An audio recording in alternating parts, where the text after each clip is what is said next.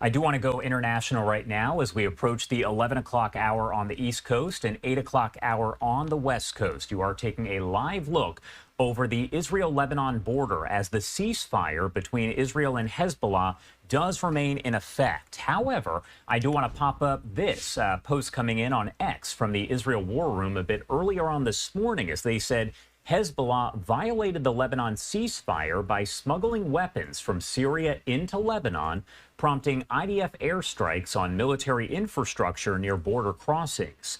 The smuggling poses an ongoing threat to Israel and breaches that truce agreement. Now, as of right now, that agreement does remain in place. We will let you know if that does change. Now, I also want to talk a little bit more about the situation developing there in the Middle East as Iran will start enriching uranium with thousands of advanced centrifuges at its two main nuclear facilities. The notice from the International Atomic Energy Agency mentions Iran enriching uranium with new centrifuges to 5% purity, which is far lower than the 60% that it currently does. Iran had threatened to rapidly advance its nuclear program after the Board of Governors at the International Atomic Energy Agency condemned Tehran earlier this month for failing to cooperate fully with the agency. For years, Iran has curtailed inspectors' access to sites while also not fully answering questions about other sites where nuclear material has been found. As always, so much to discuss here, so I do want to bring in Janatan Sayeh, a research analyst at the Foundation for Defense of Democracies, to talk more about all of this here. Thank you so much for taking the time to join us again and help break all of this down. Great to be with you. All right, so as we discuss the situation with Iran and enriching its uranium, is that concerning for the U.S. allies, including Israel? It certainly is a concern for U.S. and Israel, but most importantly, this time around, it has been a key issue for the European Union as well. We remember that under the first Trump administration, Washington and the EU were not fully aligned on how to address the Iranian nuclear challenge. Whereas what we're seeing right now is, in advance of President Trump assuming office, the European Union has escalated its rhetoric and actions against the Islamic Republic, which could be groundbreaking compared to the issues that we had in 2016 and onwards. The main notable issue for us to keep an eye on is the upcoming October 2025 sunset clause. It's one of the main deadlines for Europe and America to be able to navigate a strategy on how to address the issue with Iran. If they're not able to reimpose sanctions under a process called snapback until October 2025, then some of the arm embargoes and nuclear and sanctions on Iran's ballistic missile program would be automatically lifted. So that deadline is key for the new upcoming Trump administration and the EU to navigate a strategy against Iran. Is there any other reason that Iran would be enriching uranium other than for nuclear weapons?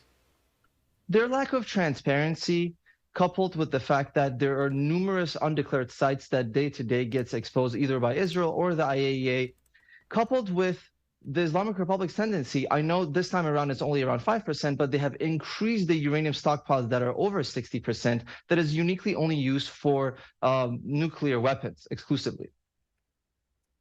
What do we know about Iran's nuclear program? You kind of said they are very secretive. We don't have a whole lot of information, but what is it that we do know overall?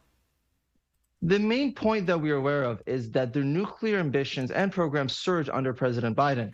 When Biden assumed office and sought to go back to the JCPOA, the nuclear deal, Iran, on the other hand, not only did not abide by their end of obligations, but what they did instead was to get concessions from the West. They got numerous sanction waivers. At the same time, they expanded their nuclear facilities.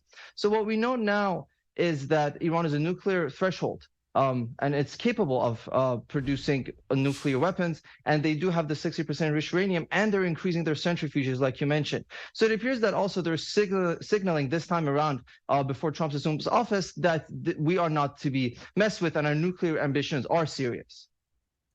The U.S. State Department actually did issue a statement and said it was, quote, deeply concerned with Iran's announcement that it is choosing the path of continued escalation. What do you make overall of that statement? What does that say to you?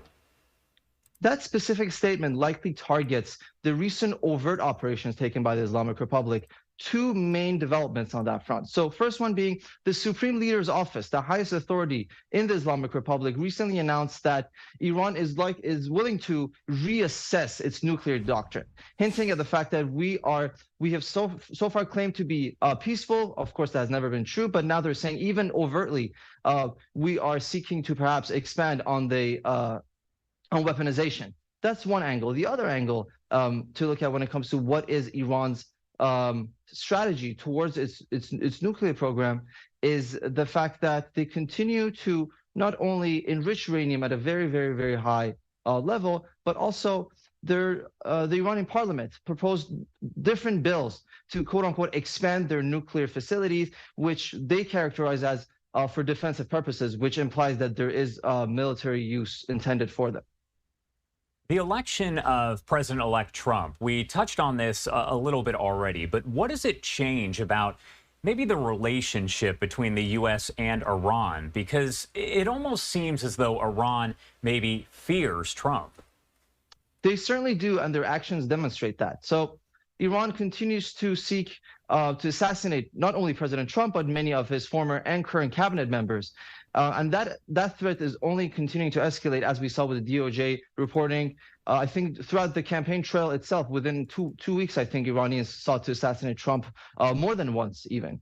So that's one angle. The other angle is their malign influence efforts in the U.S., specifically targeting the elections. We know that Iranians sought to expose, quote unquote, the Trump campaign, as they put it themselves, to perhaps hinder his ability to assume office in Washington in 2024. So their actions demonstrate that they do fear Trump's strategy. Now, the reason behind that is under 2016, Trump's maximum pressure campaign that brought down Iranian oil exports was very damaging to the regime's economy. Because of that reason, paired with the fact that under Trump, the U.S. was, Tehran was significantly more deterred. They were not escalating on the regional front as much. They were not supporting proxy groups, namely because they didn't have the funds to do so. So they do fear Trump presidency, and with the fears of a return of a maximum pressure 2.0 in this case, it is significantly bad news for Tehran. I do want to go back to basics a little bit here. For folks who are following kind of bits and pieces of this, can you explain overall the relationship between Hamas, Hezbollah to Iran?